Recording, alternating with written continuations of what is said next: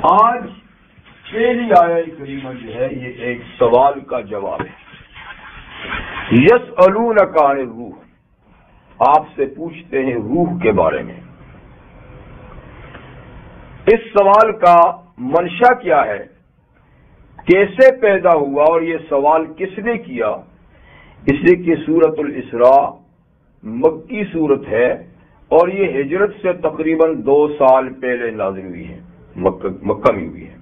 تو یہ سوال ظاہر بات ہے کہ مکہ میں کیا گیا، اور مکہ میں آپ کے مخالفین مشرکین مکہ تھے، اور یہاں جو سوال ہے یہ بڑا پیچیدہ اور بڑا علمی سوال ہے۔ ظاہر ہے کہ یہ مکہ والے لوگ اس قسم کا سوال نہیں کر سکتے۔ تو اہل علم نے لکھا ہے کہ دراصل بات یہ ہے کہ مکہ والے نبی کریم صلی اللہ علیہ وسلم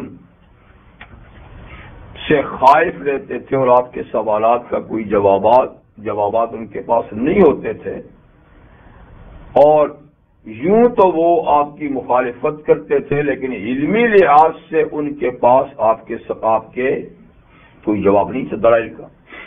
تو ایک دفعہ ایسا کیا کہ انہوں نے ایک وفد مدینہ بھیجا۔ اس وفد کا سربراہ نضر بن حارث مشرک تھا، جو بڑا چلتا پھرتا آدمی اور دنیا کے مختلف ملکوں میں اور وہاں کے حکمرانوں کے مجالس میں آنے جانے والا یعنی بڑا دیدور انسان تھا۔ تو وہ ان آداب وغیرہ سے واقف تھا بادشاہوں کے اور بڑے لوگوں کے۔ اس کی سرکردگی وفد بھیجا کہ جا کر اہل کتاب جو پڑھے لکھے لوگ ہیں مدینہ کے، ان سے اپنی مشکل بیان کرو کہ ان کے علمی باتوں کا جواب ہمارے پاس نہیں ہے، تو وہ عالم لوگ ہیں، وہ کسی قسم کا کوئی سوال ایسا سکھائیں جو ہم ان سے کر کے ان کا ناطقہ بند کر دیں، ان کو لاجواب کر دیں، اور پھر ہمیں پروپیگنڈا کرنے کا موقع آتا ہے۔ تو نضر بن حارث مدینہ پہنچا اور یہودی علماء سے میٹنگ کی، اور انہوں نے کہا کس طریقے سے ہماری مشکلات ہیں نبی کریم صلی اللہ علیہ وسلم کے بارے میں، کہ ہم ان کی یوں تو مخالفت بھرپور انداز سے کرتے ہیں، لیکن جب علمی باتیں آتی ہیں تو ہمارے پاس کوئی جواب نہیں ہوتا۔ تو تم پڑھے لکھے لوگ ہو، بتاؤ ہم کیا کریں، کچھ ایسی باتیں ہمیں بتاؤ علمی کہ ہم ان سے کریں اور وہ لاجواب ہو جائیں، تو ہمیں پروپیگنڈا کرنا جی آسان ہو جائے گا۔ تو یہود کے علماء نے 3 علمی سوال ان کو سکھائے کہ جاؤ ان سے یہ سوال کرو، اگر تو وہ نبی ہوئے تو یقیناً ان کا جواب دے دیں گے، کیونکہ ان کا جواب نبی کے سوا کسی کے پاس نہیں، اور یہ کہ تینوں سوالوں کا مکمل جواب نبی دیں تو 2 سوالوں کا مکمل جواب اگر آ جائے اور ایک کا مجمل تو بھی کوئی ایسی بات نہیں۔ تو کیا سوال کہا جی، ایک تو ان سے روح کے بارے میں پوچھو، روح کی کیا حقیقت ہے۔ دوسرا ان سے اصحاب کہف کے بارے میں پوچھو کہ وہ غار والے جو چند نوجوان تھے جی، ان کی کیا سٹوری ہے۔ اور تیسرا ذوالقرنین کے بارے میں پوچھو کہ ایک بادشاہ ذوالقرنین نام سے دنیا میں گزرا ہے، تو اس کا کیا قصہ ہے۔ تو کہا اگر تینوں جواب مکمل ہو گئے تو ٹھیک، لیکن اگر 2 بھی مکمل ہو جائے اور ایک مجمل تو بھی وہ صحیح ہوں گے، اور اگر تینوں کا جواب یا 2 کا جواب یا 1 کا جواب سرے سے نہ دے سکے تو پھر تمہاری بات بن جائے گی۔ تو یہ لوگ آئے، انہوں نے یہ 3 سوال رحمت عالم صلی اللہ علیہ وسلم سے کیے، جن میں سے ایک سوال اور جواب تو اسی آیت میں ہے، اور دوسرے 2 سوال ان کا مکمل جواب اس کے بعد کی سورہ کہف میں ہے۔ ٹھیک ہے، تو بعد ان کے سوالوں کا جواب ہوگی۔ اس میں یہ پہلے سوال کا جواب اجمالی ہے، مختصر، دوسرے 2 کا ڈیٹیل کے ساتھ تفصیل کے ساتھ جو سورہ کہف میں۔ ٹھیک ہے، اور انہوں نے کہا تھا کہ ایک سوال کا جواب اگر مختصر بھی ہو ہاں جی تو مختصر یہی تھا اس لیے اس پہ وہ مطمئن تھے کہ خود تورات میں بھی روح کے بارے میں اجمالی جواب اللہ نے دیا ہے، کوئی تفصیل اور ڈیٹیل نہیں بتائی. ان کو پتہ تھا کہ یہ ہے ہی ایسا کہ اس کی تفصیل نہیں بتائی جاتی. تو تفصیل نہ بتائی جانے کا مطلب یہ نہیں کہ اس کی تفصیل کسی کو سرے سے معلوم نہیں.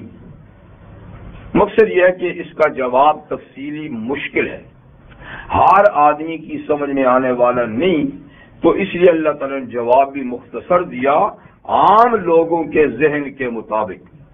ورنہ اس کا یہ مطلب نہیں کہ کسی کو بھی اس کی تفصیل کا پتہ نہیں. تو یسألونک عن الروح، آپ سے روح کے بارے میں پوچھتے ہیں. پہلی بات تو یہ ہے کہ قرآن حکیم میں لفظ روح کا اطلاق چند چیزوں پر ہوا ہے. نمبر ایک، خود قرآن حکیم کو بھی قرآن میں روح کہا ہے، یعنی خود قرآن مجید کا ایک نام کیا ہے؟ روح. جیسے سورہ شورى کے آخر میں اللہ تعالی نے فرمایا وَكَذَلِكَ أَنزَلْنَا إِلَيْكَ رُوحًا مِّنْ أَمْرِنَا، ایسے ہی اے محمد صلی اللہ علیہ وسلم ہم نے آپ کی طرف اپنے حکموں میں سے ایک حکم روح نازل کیا. ہم نے اپنے حکم سے ایک روح آپ کی طرف نازل کی. تو روح سے مراد یہاں قرآن مجید ہے. ٹھیک، ایک. دوسرا، قرآن حکیم میں آتا ہے وَأَيَّدْنَاهُ بِرُوحِ الْقُدُسِ، کہ ہم نے حضرت عیسیٰ علیہ السلام کی تائید کی، مدد کی پاک روح سے. اور یہ کہ قرآن حکیم آپ کی طرف روح الامین نے نازل کیا ہے. تو پیغمبر کریم علیہ السلام کے پاس قرآن حکیم لانے والے فرشتے جبریل امین ہیں، تو ان کا ایک لقب روح الامین ہے اور ایک لقب ان کا روح القدس. تو گویا روح یہ حضرت جبریل علیہ السلام پر بھی اس لفظ کا اطلاق ہوگا. ٹھیک. اور تیسرا، قرآن حکیم میں روح حضرت عیسیٰ علیہ السلام پر بھی بولا گیا ہے، وہ روح منہ کلمۃ القاها الی مریم وہ روح منہ، یعنی عیسیٰ علیہ السلام کیا ہیں؟ وہ اللہ کی ایک بات ہے جو مریم کے گریبان میں ڈالی گئی. اور عیسیٰ کون ہے؟ روح منہ، اللہ کی ایک روح ہے. تو تین باتیں ہوگی. چوتھی چیز قرآن حکیم میں جس کا پر روح کا اطلاق کیا گیا ہے وہ چیز ہے جس سے ہر جاندار زندہ ہوتا ہے. ہر جاندار، انسان ہی اور باقی جاندار، اور اس کے چلے جانے سے ہر جاندار مر جاتا ہے. تو روح اس پر بھی ہے.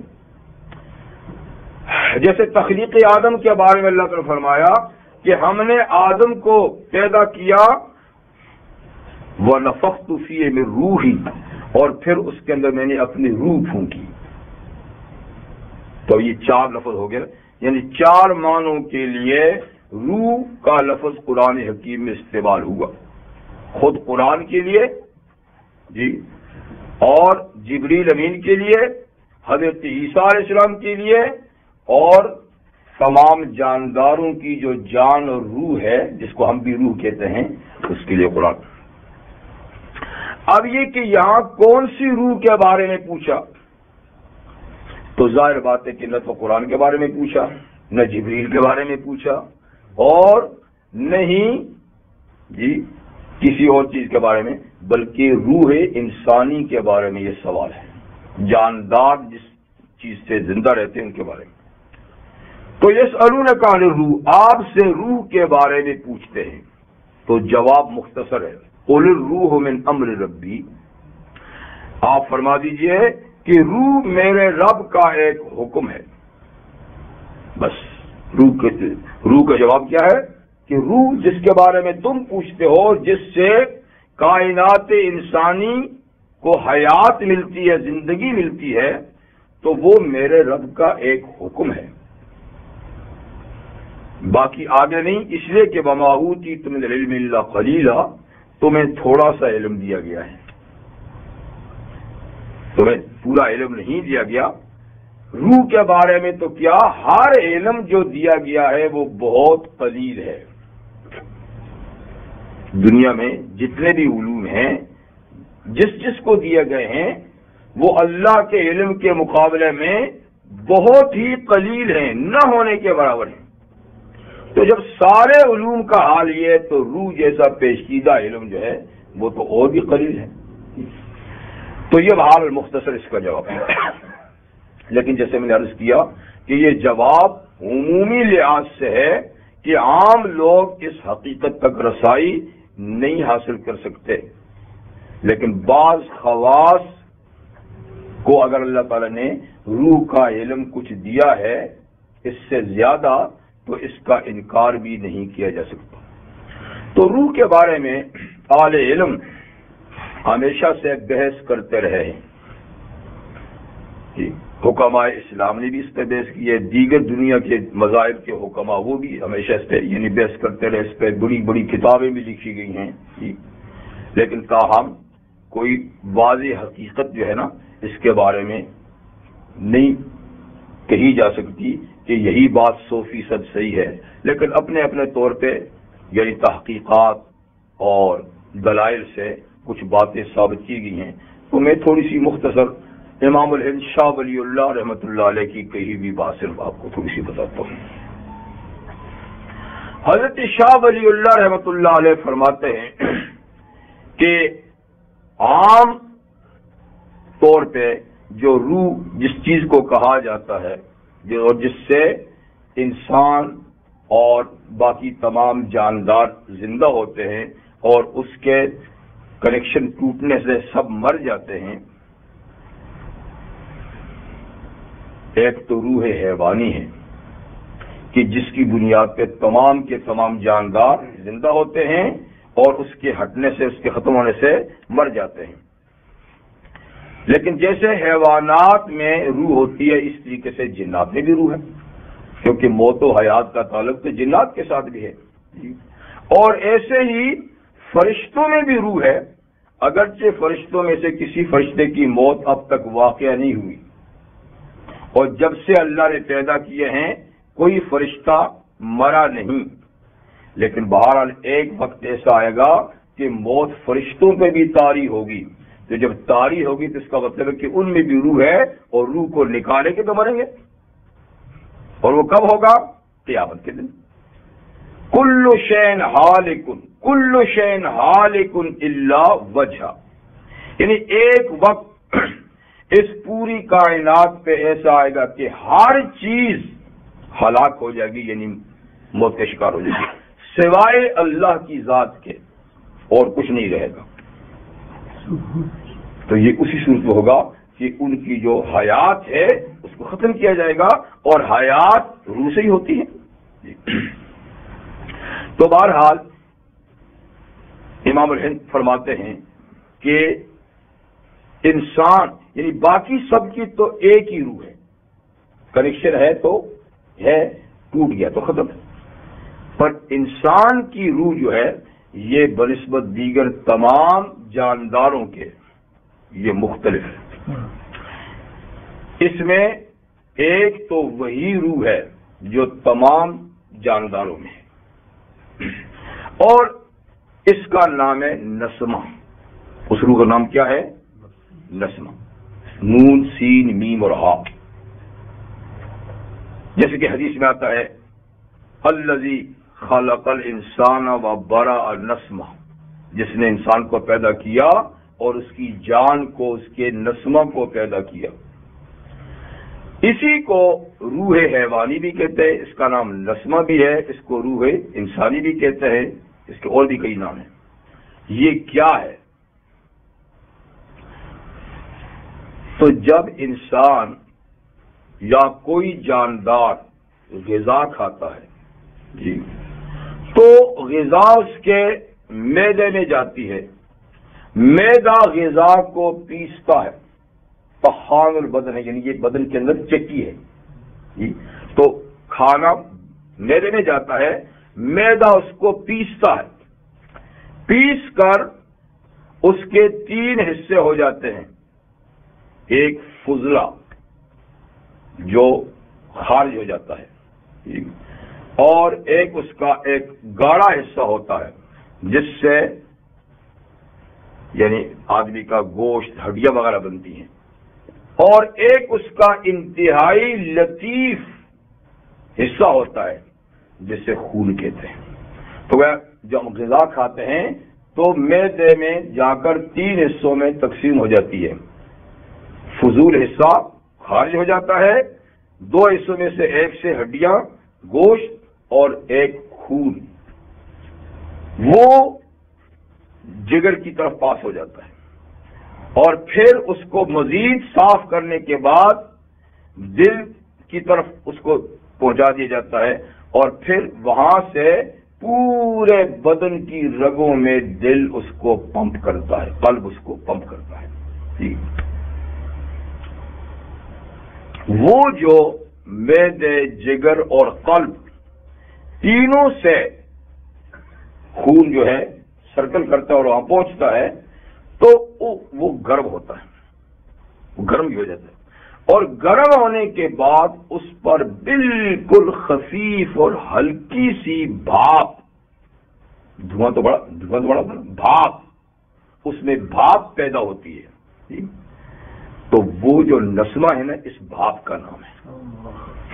وہ نسمہ جو جس کو روح کہتے ہیں نا، جس کے بلبوتے پہ چلتے پھرتے ہیں، جیتے جاگتے ہیں، تو وہ خون کی جو گرم بھاپ ہے وہ ہے روح حیوانی، ٹھیک، اور وہی اس کا نام کیا ہے؟ نسمہ۔ وہ جب خون بالکل ٹھنڈا ہو جائے نا تو جیسے کہ روح ختم ہوگی، پھر آدمی ختم ہو جائے، اور جب تک وہ گرم رہتا ہے نا اور پمپ ہوتا رہتا ہے پورے جسم میں تو حیات رہتی ہے۔ یہ تو ہے روح حیوانی یا نسمہ، ٹھیک ہے نا۔ لیکن انسان کا جہاں تک معاملہ ہے نا، اس میں اس کے بعد پھر 2 اور روحیں ہیں، جیسے کہ قرآن حکیم میں سورہ مومنون میں ہے کہ انسان کی تخلیق کے بارے میں اللہ تعالیٰ نے فرمایا کہ سب سے پہلے مٹی سے انسان کو بنایا گیا، سلالۃ من طین، اور ثم جعلنا نسلہ فی قرار مکین من ماء مہین، پھر یعنی ایک پانی کے قطرے سے جو غذاؤں کا خلاصہ ہوتا ہے اس کو ایک خاص مقام میں رحم میں منتقل کیا جاتا ہے، اور وہاں 40 دن کے بعد اس میں انقلاب آتا ہے۔ وہ پانی 40 دن میں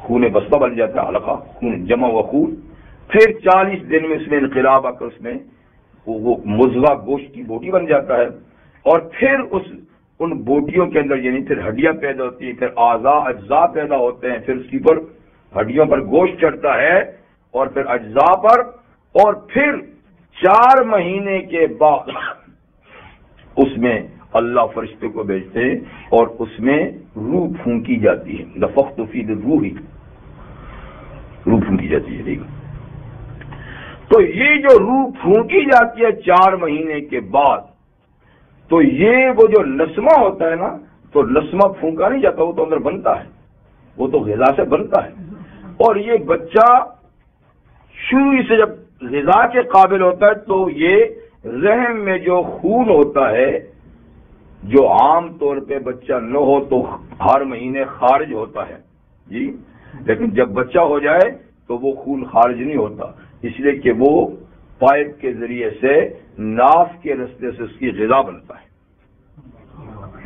جب وہ غذا بنتا ہے، جب غذا جاتی ہے تو وہی پھر خون، اور وہی خون کی بھاپ تو وہ تو ہوتی ہے، وہ تو روح حیوانی، اس سے غذا سے، اور یہ جو فرشتے کو بھیج کر 4 مہینے کے بعد پھونک ماری جاتی ہے تو یہ کہا جاتا ہے امر ربی، یہ ہوتا اوپر سے امر ربی۔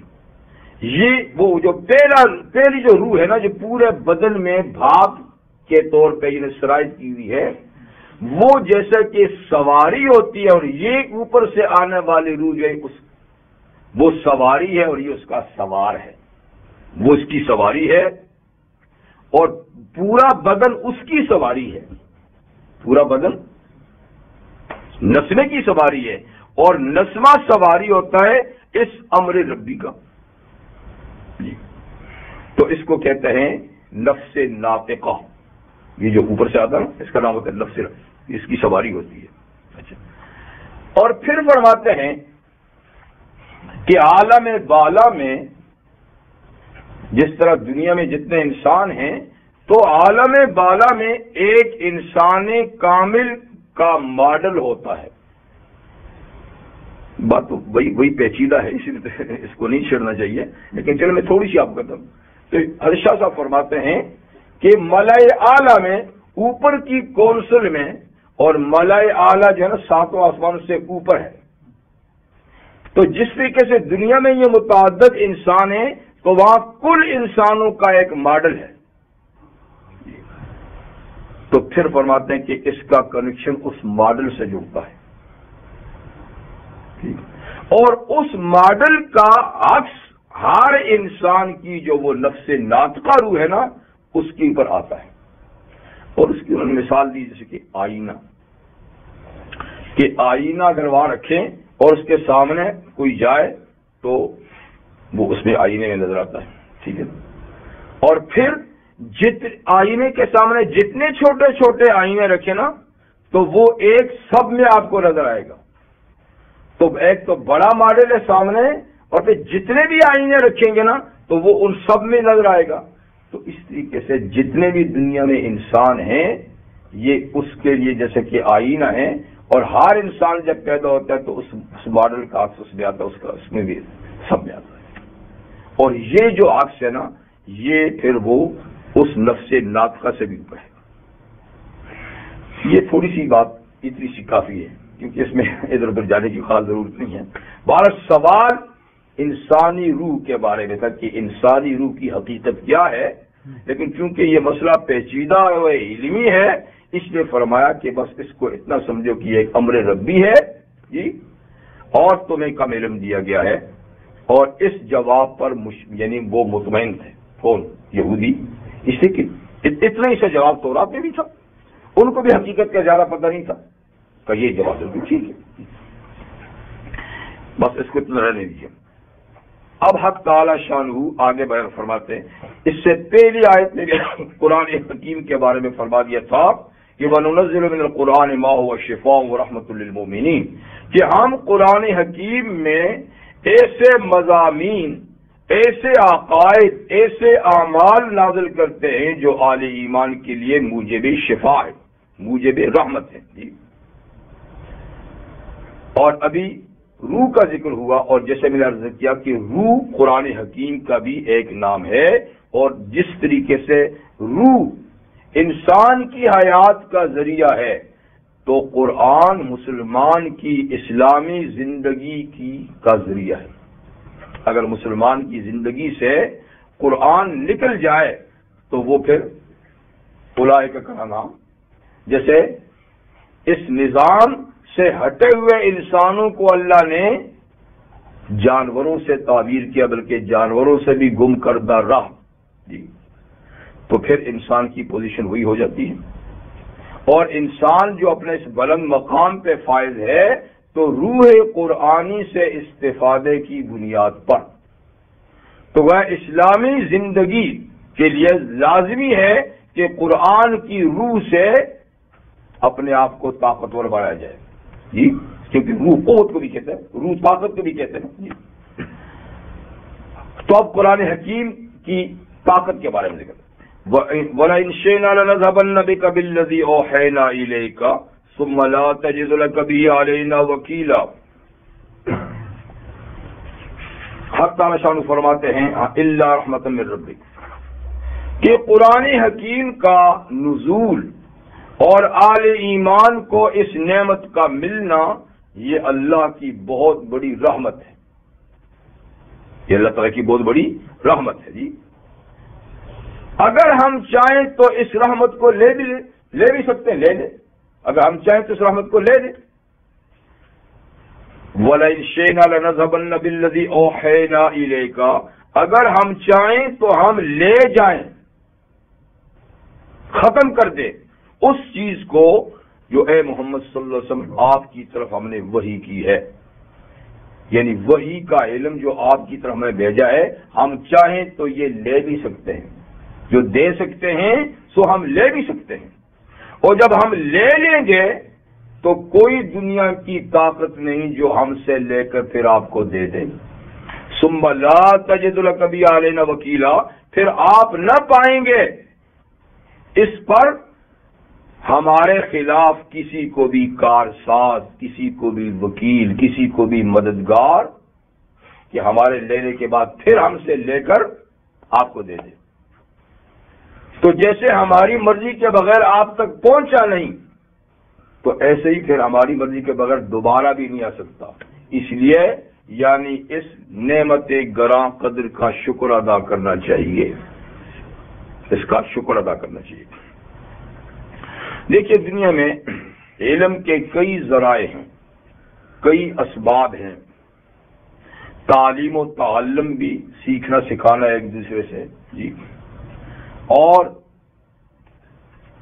سن کر بھی آدمی علم حاصل کرتا ہے، دیکھ کے بھی آدمی علم حاصل کرتا ہے، سوچ و بچار سے بھی کئی چیزیں آدمی سیکھ لیتا ہے جی. ان کے علاوہ علوم کے حصول کے اور بھی ذرائع، خواب میں بھی کئی چیزیں معلوم ہو جاتی ہیں. اس سے آگے پھر جی، کیونکہ خواب بھی کئی سچے ہوتے ہیں نا، تو سچے خواب سے جو علم حاصل ہوتا ہے وہ بھی علم ہے. اور اس کے علاوہ اور کوئی صالح بندہ ہے تو کشف بھی ایک ذریعہ علم ہے. بعض لوگوں کو کشف ہوتا ہے، کشف کا معنی یہ کہ اللہ ہی کوئی سربستہ راز اس کے سامنے کھول دیتے ہیں جی. لیکن ان میں سے کوئی بات بھی قطعی اور یقینی علم نہیں. سب کے سب ایسے علم ہیں کہ ان میں غلطی کے بہت احتمالات ہیں.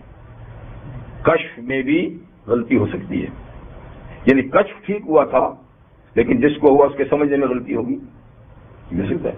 خوابوں میں بھی غلطی ہو سکتی ہے، خواب کے جو علم ہوتا ہے، اور اپنی عقل کی سوچ بچار میں بھی. اسی طریقے سے جتنے بھی یعنی ذرائع علم کے دنیا میں ہیں، ان میں سے قطعی اور یقینی کوئی بھی ذریعہ علم نہیں، سب میں احتمالات ہیں غلطی کے. اگر دنیا میں قطعی اور یقینی اور 100% سے زیادہ صحیح علم ہے تو صرف وحی کا علم ہے. جب وحی آتی ہے اللہ تعالیٰ کی طرف سے نبی پر تو وحی کی بھی بڑی حفاظت ہوتی ہے. لانے والا فرشتہ ماشاءاللہ قوت طاقت والا، پھر اس کے ساتھ ایک بہت بڑی فوج ہوتی ہے فرشتوں کی جی. اور جب وہ پیغمبر پہ لا کر اس وحی کو اتارتے ہیں تو ادھر بھی بڑے حفاظتی انتظامات ہوتے ہیں. اور اللہ تعالیٰ نے اس کی ذمہ داری اٹھائی ہے کہ نبی کے قلب و ذہن سے وحی فراموش نہ ہوگی، اور وہ بالکل بے فکری کے ساتھ اطمینان سے فرشتے سے سنیں اور پڑھنے میں جلد بازی نہیں کریں. لا تحرک بلسانک لتعجل بہ انا علینا جمعہ وقرآنہ. آپ اس اندیشے سے جلدی جلدی فرشتے کے ساتھ نہ پڑھیں کہ آپ سے کوئی لفظ چھوٹ جائے گا. ہمارے ذمے ہے آپ کے دل و دماغ میں اس وحی کا جمع کرنا اور آپ کی زبان سے پڑھانا بھی. ثم انا علینا بیانا، اور پھر اس کی تفسیر بھی کرانا ہمارے ذمے ہے. ساری گارنٹیاں اللہ تعالیٰ نے خود لے لی. تو اس لیے دنیا میں سچا، سب سے سچا علم وہ کون سا ہے؟ وحی کا علم. وحی کا علم ہے، ٹھیک ہے. اور وحی کے علم پھر آپ کو بتاؤں دو ہیں، ایک وحی مطلوب اور ایک وحی غیر مطلوب.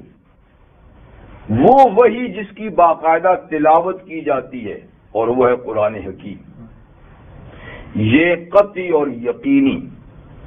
ایک ہوتی ہے وحی غیر مطلوب، جو وحی تو ہے لیکن اس کی تلاوت نہیں ہوتی. وہ نبی کریم علیہ السلام کے اپنے ارشادات تو حضور کے ارشادات بھی وہی ہیں لیکن وہ غیر مطلوب ہیں، تو وہ ظنی ہے، اس میں غلطی کے احتمالات اس لحاظ سے کہ ہم تک جو پہنچنے کے ذرائع ہیں ان میں غلطیاں ہو سکتی ہیں، اس میں معاذ اللہ نہیں کہ حضور کی زبان سے کوئی ایسی نہ حضور کی زبان سے جو حدیث بھی نکلی تو وہ قرآن ہی کی طرح ہے، وہی ہے، لیکن یہ جس طریقے سے ہم تک پہنچی اس طریقے سے حدیث نہیں پہنچی، حدیث ایک ایک دو دو تین تین راویوں کے ذریعے سے پہنچی، اور یہ ہر زمانے میں لاکھوں انسانوں کے ذریعے سے پہنچا ہے جن کی غلطی کثرت سے احتمال ہی، اور ہر زمانے میں ہزاروں لاکھوں اس کے حافظ بھی موجود ہیں، احادیث کے حفاظ بھی دنیا میں رہے ہیں، لیکن اتنی بڑی مقدار میں اتنی بڑی تعداد میں نہیں، آج تو ہے ہی نہیں ہے، لیکن کبھی تھے محدثین لاکھ لاکھ دو دو چار چار چھ چھ دس دس لاکھ حدیثیں ان کو ازبر تھی سند کے ساتھ، اب تو نہیں، اب تو کچھ نہیں رہا۔ تو بہرحال یہ دونوں وہی ہیں، دونوں وہی ہیں، اور جتنی قطعی یقینی یہ ہے میں نے کہا اس کے آنے کے ذرائع کی وجہ سے اس میں احتمالات ہیں کہ ہو سکتا ہے راوی سے کوئی گڑبڑ ہوئی ہو، وہ صحیح یاد نہ کر سکا ہو، اس نے الفاظ ٹھیک اخذ نہ کیے ہوں، تاہم احادیث کی ترکیب فسدے۔ تو یہ سب سے زیادہ قطعی اور یقینی ذریعہ علم ہے نا، اس لیے اللہ تعالیٰ کی سب سے بڑی نعمت کیا ہے؟ قرآن حکیم۔ تو اللہ تعالیٰ فرماتے اس کی بڑی قدر کرنی چاہیے جی، اگر ہم چاہیں تو اس کو جیسے بھیجا ہے ہم واپس بھی لے سکتے ہیں، اور جب ہم واپس لے لیں تو کوئی آپ کو دینے والا نہیں، آپ کسی ذریعے سے پھر نہیں لے سکیں گے، الا رحمۃ من ربک، مگر اس کا حصول تو اللہ تعالیٰ کی آپ کے رب کی رحمت ہے۔ ان فضل کان علیک کبیرا، اور بے شک اللہ کا فضل ہے محمد صلی اللہ علیہ وسلم آپ پر بہت بڑا ہے۔ یہ قرآن حکیم آپ کے دل پہ نازل ہونا یہی سب سے بڑا فضل ہے اللہ تعالیٰ کا، کہ اتنی بڑی کتاب اللہ تعالیٰ نے آپ کو عطا فرمائی، اس کو یاد کیجیے۔ پیغمبر کریم صلی اللہ علیہ وسلم نے ارشاد فرمایا کہ جیسا یہ علمی دور ہے اور علم برابر آ رہا ہے اللہ کی طرف سے، وہی کا علم، اور آتے آتے پھر حضور پہ مکمل ہو گیا، اور یہ علم پھر صحابہ میں پھیل گیا، تو آپ نے ان خطرات سے بھی آگاہ فرمایا کہ جیسے آج آیا ہے ایسا ایک زمانہ آئے گا کہ یہ چلا بھی جائے گا، یہ علم اٹھ بھی جائے گا، اور فرمایا کہ اس طرح نہیں اٹھے گا کہ اللہ تعالیٰ لوگوں کے سینے سے علم کو نکال لیں گے، ان کے حافظے سے علم کو نکال لیں گے، ایسا نہیں، وَلَكِنْ يُقْبَضُ الْعِلْمُ بِقَبْضِ الْعُلَمَاءِ، لیکن علم جب قبض کیا جائے گا، واپس لیا جائے گا، تو وہ علماء کو واپس لینے سے واپس لیا جائے گا، یعنی جتنے اہل علم لوگ ہوں گے وہ آہستہ آہستہ اللہ ان کو ختم کر دیں گے، پھر ان کی جگہ ان جیسا کوئی نہیں لے گا، ان کا کوئی جانشین اس طرح کا نہیں ہوگا جی۔ تو چلتے چلتے ایسا ہوگا کہ صحیح علم والے لوگ ختم ہو جائیں گے اور ان کی سیٹ پر بے علم بیٹھ جائیں گے جی، اور پھر بے علمی سے لوگوں کو سوالوں کا جواب دیں گے، فَضَلُّوا وَأَضَلُّوا، خود بھی گمراہ ہوں گے اوروں کو بھی گمراہ کریں گے۔ تو یوں یعنی یہ علم آہستہ آہستہ چل جائے گا۔ اچھا، ایک صحابی ہیں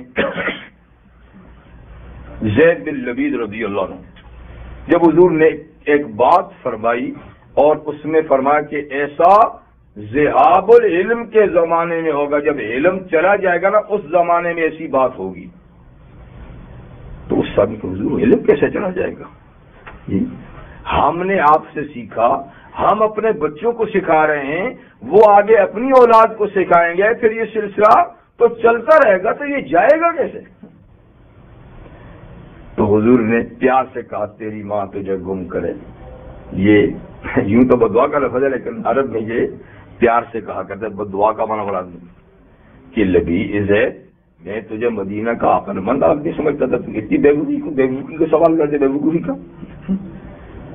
کا اس کا یہ مطلب نہیں کہ اللہ قرآن مجید کے حروف اٹھا کر لے جائیں گے اور یہ صفحے خالی پڑے رہیں گے اور کتابوں کے حرف ہی مٹ جائیں گے، یہ مطلب نہیں ہے۔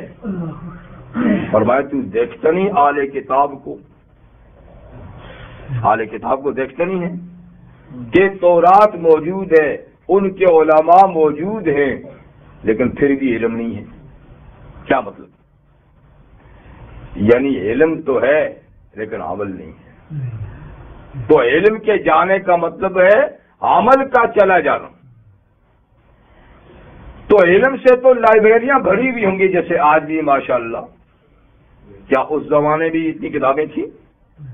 خود سرور کونین صلی اللہ علیہ وسلم کے زمانے میں تو قرآن بھی اکٹھا ایک جلد میں نہیں تھا، اور کیا ہوتا؟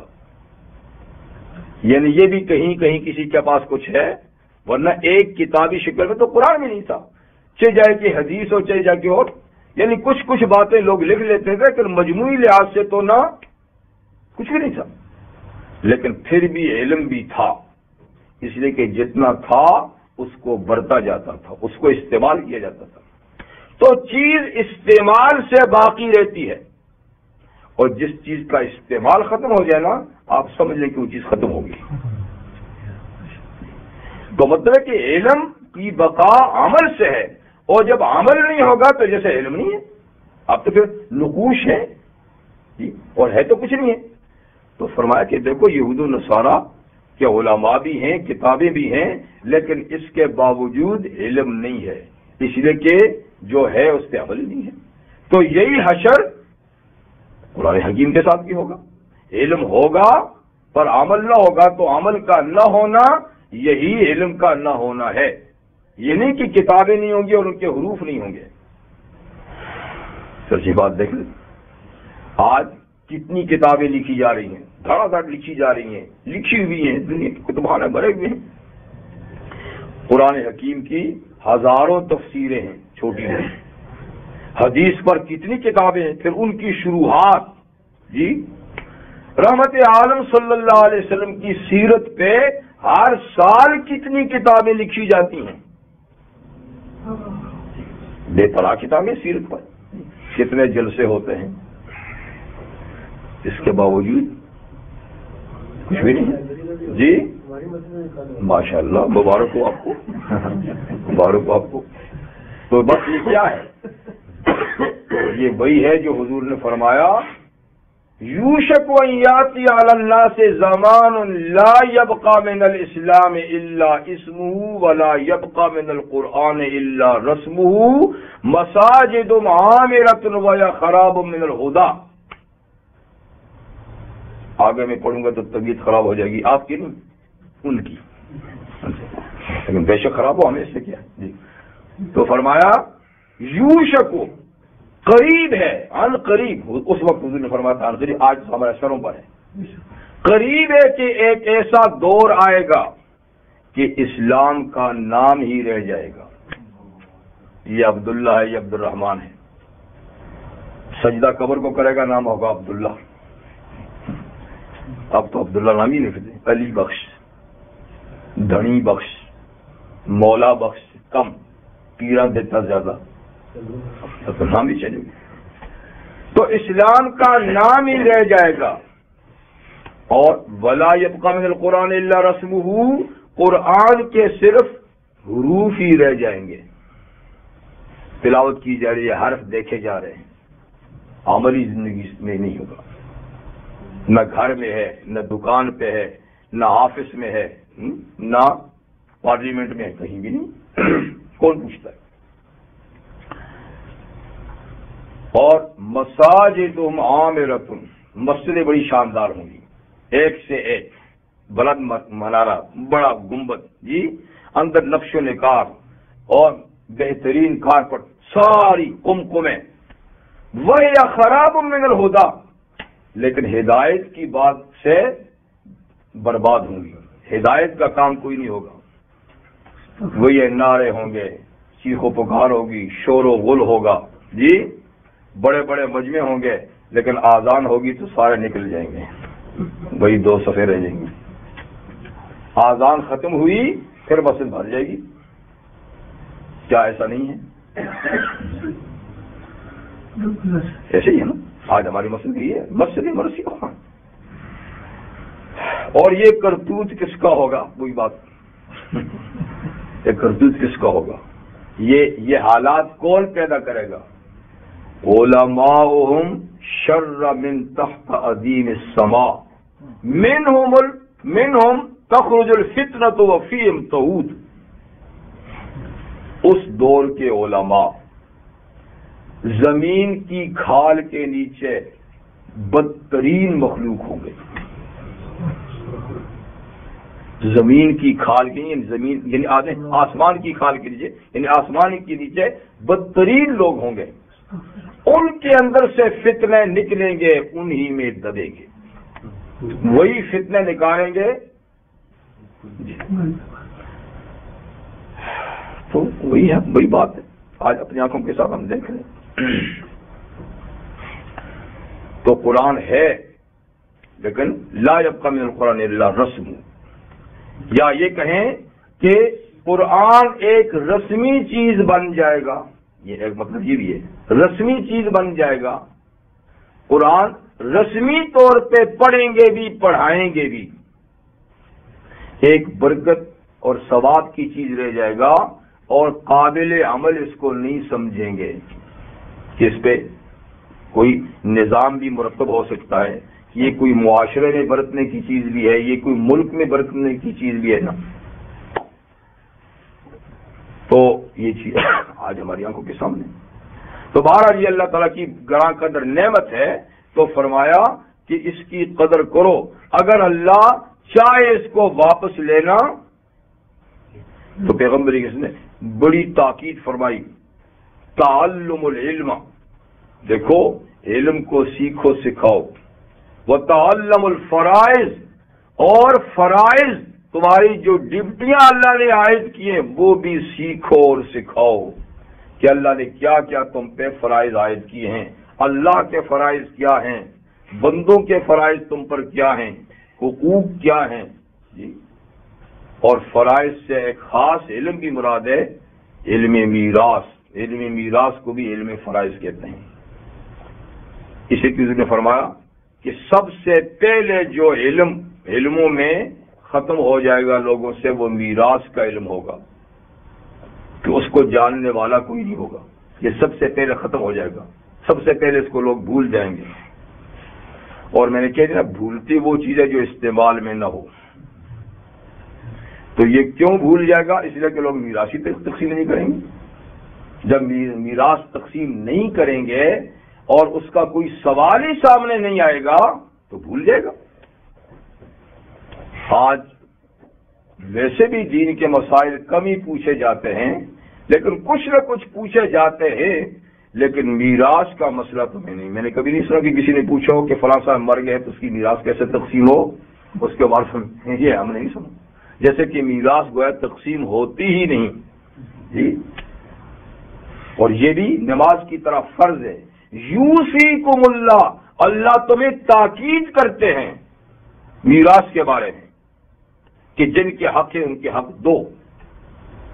تو کبھی ایسا ہوتا تھا کہ میت کو دفن کرنے سے پہلے میراث تقسیم ہو جاتی تھی، پھر دفن کرتے تھے، اور آج پوتے پر پوتے ہو جاتے ہیں تو دادا پر دادا صاحب کی جائیداد ابھی تک تقسیم نہیں ہوتی، اور پھر جب جھگڑے کھڑے ہو جاتے ہیں تو پھر فتویٰ لاتے ہیں جی، اور جی فلاں ہمارے پر دادا صاحب سے ان کی جائیداد تقسیم نہیں تھی جی، اب یہ ان پر پوتوں کو کیسا ملے گا، اب حق ملے گا، کیا ملے گا؟ اب ہمیں کیا پتہ ہے کہ آپ کے پردادے کی کتنی اولاد تھی، پھر آگے ان کی کتنی اولاد تھی، اور پھر وہ تقسیم ہوتے تقسیم در تقسیم، پتہ نہیں آپ کچھ رہا بھی ہے کہ نہیں اس میں۔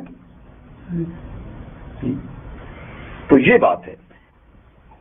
تو ایک فرائض کا معنی یہ ہے کہ جو اللہ نے تم پر عبادات فرض کی ہیں، احکامات فرض کیے ہیں، ان کو سیکھو سکھاؤ، اور ایک یہ کہ خاص طور پہ میراث کا علم سیکھو اور سکھاؤ کہ یہ پہلا علم ہے جو ضائع ہو جائے گا، پھر فرمایا کہ دو آدمی کسی مسئلے میں جھگڑیں گے تو کوئی ان کو فیصلہ کرنے والا نہیں ملے گا کہ ان کو مسئلہ بتا کے ان کا فیصلہ کرے. تو الا رحمت من ربک، مگر قرآن حکیم کا یہ حصول آپ کے رب کی رحمت ہے اور آپ پر آپ کے رب کا بہت بڑا فضل ہے. اب قرآن حکیم کے سلسلے ہی میں اللہ تعالی اس کے بے مثال کتاب ہونے کے بارے میں دنیائے انسانیت کو ایک چیلنج دیتے ہیں. اس لیے کہ قرآن حکیم کے اولین مخاطبین جو کافر تھے انہوں نے الزام لگایا تھا کہ قرآن اللہ کی کتاب نہیں اور یہ محمد صلی اللہ علیہ وسلم خود بنا کر ہم پر پیش کر کے کہتے ہیں کہ یہ اللہ کی کتاب. یہ ایک الزام لگا تھا. اسی الزام کے جواب میں اللہ نے قرآن حکیم کے اندر 4 جگہ میں چیلنج کیا ہے، جس میں سے پہلا یہ ہے، اس کے بعد سورہ ہود میں ہے، پھر ایک سورہ یونس میں ہے، پھر ایک سورہ بقرہ میں ہے. 4 اس میں یہ ہے کہ یہ جو آپ پہ الزام لگاتے ہیں قرآن حکیم کے بارے میں کہ یہ آپ نے لکھا ہے اور میں نے نہیں بھیجا، تو آپ ان سے کہہ دیجئے لَإِنِ اجْتَمَعَتِ الْإِنسُ وَالْجِنُّ عَلَىٰ أَن يَأْتُوا بِمِثْلِ هَٰذَا الْقُرْآنِ، اگر تمام انسان کیا اور جن بھی اکٹھے ہو جائیں، اتفاق کر لیں کہ وہ اس قرآن جیسی کتاب بنا کر لے آئیں، تو لا یاتون بمثلہ، وہ اس جیسی کتاب بنانے پہ قادر نہیں. پورے انسان اور جن، ان میں پہلے تو اتفاق ہی مشکل ہے کہ جن اور انسان کسی ایک جگہ اکٹھے ہو جائیں. انسان ہی نہیں ہو سکتا تو جن کہاں اکٹھے ہوئے جی. لیکن بالفرض اگر اس ایک پروگرام پہ اکٹھے ہو ہی جائیں، اتفاق کر لیں، تو بھی نہیں لا سکتے. بولو کان بعض لبعض ظہیرا، اگر کہ یہ ایک دوسرے کے مددگار بن جائیں اس بارے میں کہ چلو سب مل کے ایسے کرتے ہیں، نہیں لا سکتے. یہ تو پہلا چیلنج ہے کہ اس جیسی کتاب نہیں لا سکتے. ٹھیک. پھر سورہ ہود میں فرمایا اس جیسی کتاب تو چھوڑو، آپ ان سے کہہ دیجئے کہ 10 صورتیں ہی اس جیسی بنا کے لے آئیں. 10 صورتیں ہی، 10 سور مفتریات، 10 گھڑی ہوئی صورتیں بنا کے لے آئیں. پھر کہ چلو 10 بھی چھوڑو، ایک صورت ہی اس جیسی بنا کے لے آئیں. یہ ایک صورت کا چیلنج سورہ یونس میں بھی ہے، سورہ بقرہ میں بھی ہے. وہ زمانہ اور آج 15ویں صدی ہے جی، اور دنیا کہیں سے کہیں پہنچ گئی ہے اور قرآن کا چیلنج اپنی جگہ میں موجود ہے. سر دھڑ کی بازی اس کو مٹانے میں تو لگا رہے ہیں اور نامعلوم کتنی دولت اس کے ختم کرنے میں ختم کر چکے ہیں، کتنی جانیں ضائع ہو چکی ہیں، کتنے مشن ناکام ہو چکے ہیں، لیکن یہ چھوٹی سی بات قبول نہیں کر سکے. اسی کے قبول کر سکتا بھی کوئی نہیں خرید سکتا. تو یہ بہرحال ایک بے مثل کتاب ہے.